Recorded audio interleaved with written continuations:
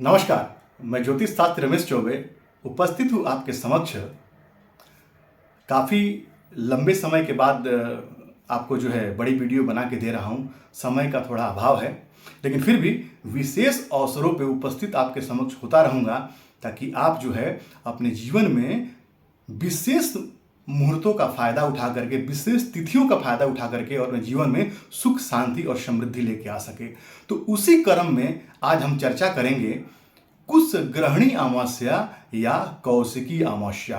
पूरे वर्ष में सबसे महत्वपूर्ण अमावस्या है और इस दिन माँ तारा की आराधना का विशेष महत्व है। इस दिन यदि आप माँ तारा की आराधना सब विधि कर लेते हैं तो निस्संदेह आपके जीवन से सब प्रकार के समस्याओं का समाधान हो जाएगा। चाहे वो वैवाहिक समस्या हो, चाहे वो आर्थिक समस्या हो, और चाहे आप कोर्ट कचहरी केस मुकदमा में यदि फंसे हुए हैं और वहाँ बहुत लंबा आपका केस चला रहा है, तो वहाँ से अभी कहीं ना कहीं जो है आप जो है मुक्त हो सकते हैं।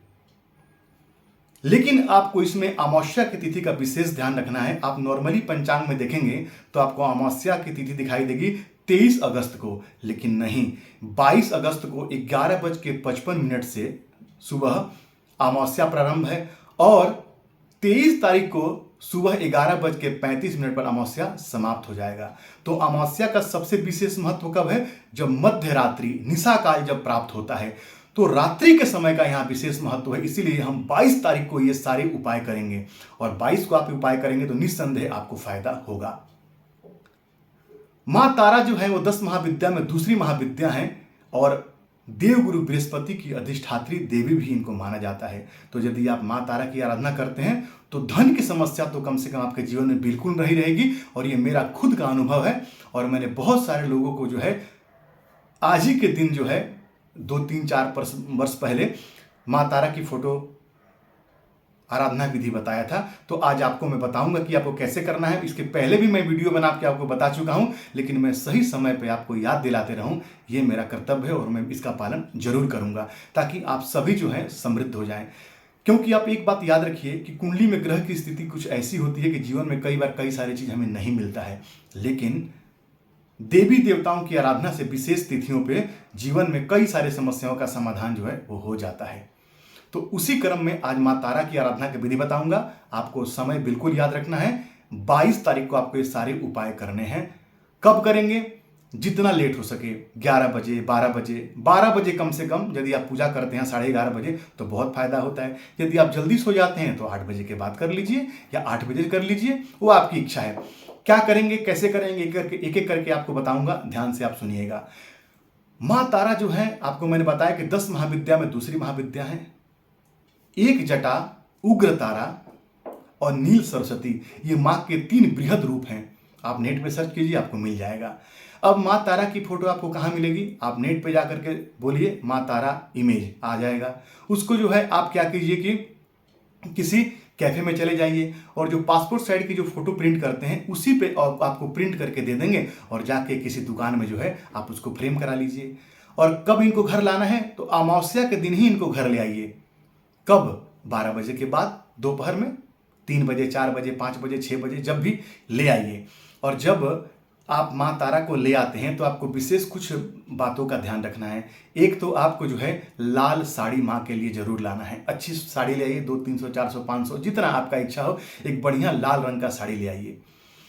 अब पूजा की विधि क्या है, क्या क्या सामग्री चाहिए? तो एक लाल साड़ी चाहिए आपको और साथ ही में अलग अलग मनोकामनाओं की पूर्ति के लिए आपको अलग अलग तरीके से पूजा करना है। अब मान लीजिए यदि आप चाहते हैं कि जिंदगी में आर्थिक समृद्धि आए तो क्या करेंगे?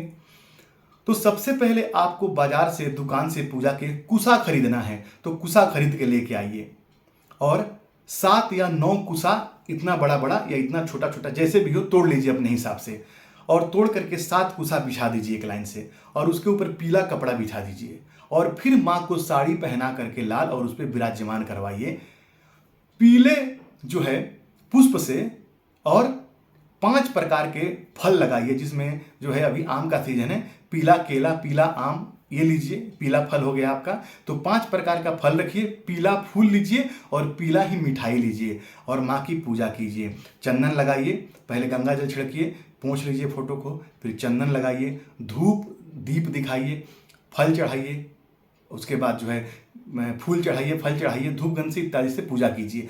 और पूजा करने के बाद में जो है आप माँ का एक बीज मंत्र है, इसको 108 बार जापना शुरू कीजिए।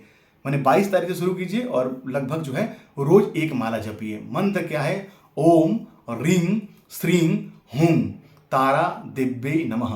ओम रीं श्रीं हूं तारा दिव्ये नमः। इस मंत्र का जो है आप जो है नित्य जाप करते रहिए। अब पूजा आपने कर लिया, लेकिन मंत्र जाप करने से पहले किसी भी प्रकार का घबराइए। मंत्र कोई तांत्रिक विधि मैं आपको नहीं बता रहा हूं, ये जो है सात्विक पूजा है और इससे आपको बहुत लाभ होगा। हालांकि मां तारा की तांत्रिक विधि से भी पूजा होती है, लेकिन आप ये सात्विक विधि से पूजा कीजिए जो मैं आपको बता रहा हूं। यदि आप लेट नाइट पूजा कर रहे हैं 10 बजे, 11 बजे या 12 बजे और आपके मन में कोई डर आ रहा है, तो उसके लिए मैं आपको बताता हूं। सबसे पहले जो है आप जो है लाल या पीला कपड़ा धारण कीजिए और लाल आसन पर बैठ जाइए। अपने दाहिने हाथ में थोड़ा जल लीजिए और बाएं हाथ से ढक लीजिए और 5 बार, 7 बार, ये 11 बार जो है, कम से कम 11 बार कोशिश कीजिए गायत्री मंत्र का जाप कीजिए और अपने आसन के चारों तरफ उस जल को छिड़क दीजिए। इससे आपका आसन बंध गया।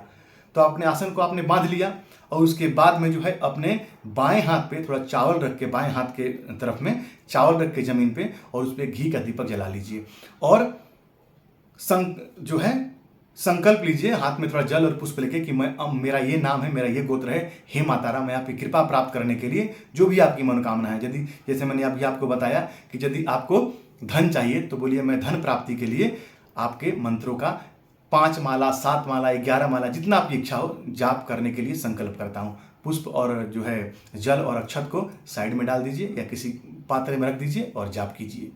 उसके बाद क्षमा जरूर मांगिए। मंत्रहीनम क्रियाहीनम भक्तिहीनम परमेश्वरी इत पूजत मया देवी परिपूर्णम ददस्तु में क्षमा याचना कीजिए। कोई भी पूजा करने के बाद में क्षमा याचना अत्यंत आवश्यक है, ताकि कोई भूल चूक हो तो हमारा जो है वो माफ हो जाए। तो आपको यदि धन चाहिए तो पीला कपड़ा बिछा करके, कुसा रख के पीला कपड़ा बिछा करके पीला पुष्प, फूल इत्यादि से माँ की पूजा कीजिए। अब यदि आप कोर्ट केस में फंसे हैं, बहुत लंबे दिन से आपका कोर्ट केस चला रहा है, आपको विजय नहीं मिल रहा है, आपको क्या करना चाहिए? वैसे ही 9 या 7 कुसा बिछाइए, उसके ऊपर लाल कपड़ा बिछाइए और तब उस पर माँ को विराजमान कीजिए और लाल रंग की मिठाई से और जो है 5 प्रकार के फल से पूजा कीजिए। हो सके तो लाल रंग की मोमबत्ती भी आती है और पीली मोमबत्ती भी आती है। तो यदि धन प्राप्ति है तो पीला मोमबत्ती और लाल है तो लाल मोमबत्ती से पूजा, वहाँ पे धूप दीप दिखाइए और एक जो है लाल मोमबत्ती जलाइए और जो है वैसे ही सेम आसन शुद्धि करके, आसन बांध करके और माँ के बीज मंत्रों का जाप कीजिए। ओम रीं श्रीं हूं तारा दिव्ये नमः, इस मंत्र का जाप कीजिए यथाशक्ति। 3 माला, 5 माला, 7 माला, आपको जरूर लाभ होगा। नहीं कर सकते हैं तो कम से कम एक ही माला कीजिए, लेकिन कीजिए जरूर और माँ से प्रार्थना कीजिए। हर प्रकार के कोर्ट केस से आपकी मुक्ति आपको मिलेगी। अब मान लीजिए यदि विवाह हो गया है और वैवाहिक जीवन में समस्या है, पति से तालमेल नहीं है, बार बार जो है कहीं ना कहीं दाम्पत्य को लेकर असुविधा है या विवाह में बाधा है, किसी भी प्रकार की, चाहे विवाहिक जीवन में बाधा हो, चाहे विवाह को लेकर बाधा हो, तो आपको क्या करना चाहिए?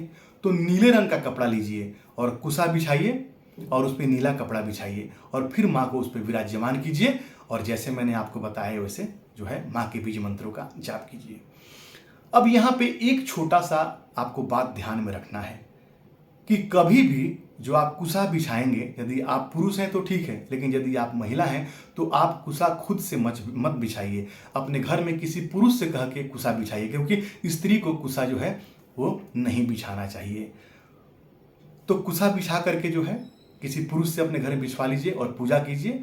और आप चाहें तो अगले दिन भी, या नहीं चाहें तो कम से कम उसको आप साल भर भी रख सकते हैं। कुसा को वैसे ही बिछा करके पूजा कीजिए और वैसे रहने दीजिए। और यदि आपको ऐसा लगता है कि नहीं मुझे हटाना है, तो आप हटा करके किसी अच्छी जगह पर ले करके और विसर्जन भी कर सकते हैं। उसमें कोई दिक्कत नहीं, उसमें कोई बाउंडेशन है कि अगले दिन आपको हटाना है। आप 6 महीना, साल भर भी, अगले साल तक उसको रख सकते हैं, कौशिकी अमावस्या के दिन। तो मैं आपको एक दावे से कह सकता हूं कि यदि आप माँ तारा की आराधना करते हैं तो जीवन में आपके सारे प्रकार के समस्याओं का समाधान होगा ही होगा। आर्थिक तंगी तो आपको बिल्कुल भी नहीं रहेगी, क्योंकि माँ तारा जो है वो देवगुरु बृहस्पति की अधिष्ठात्री देवी हैं और जो व्यक्ति माँ तारा की आराधना करता है वो आर्थिक रूप से समृद्ध होगा ही होगा। इसमें कोई दो मत नहीं है। मेरे गुरुदेव के द्वारा बताया हुआ जो उपाय है वो मैं आपको बता रहा हूँ और मैं कई सालों से किए जा रहा हूँ और हरि कृपा से, माँ तारा की कृपा से मुझे किसी प्रकार की कोई समस्या नहीं है। आप करके देखिए ये उपाय, निस्संदेह आपके जीवन में परिवर्तन होगा ही होगा, इसमें कोई दो मत नहीं है। तो याद रखिए 22 तारीख को माँ तारा की आराधना करना बिल्कुल मत भूलिए। तो आपका दिन मंगलमय से, मंगल कामना के साथ आज के लिए इतना ही। नमस्कार।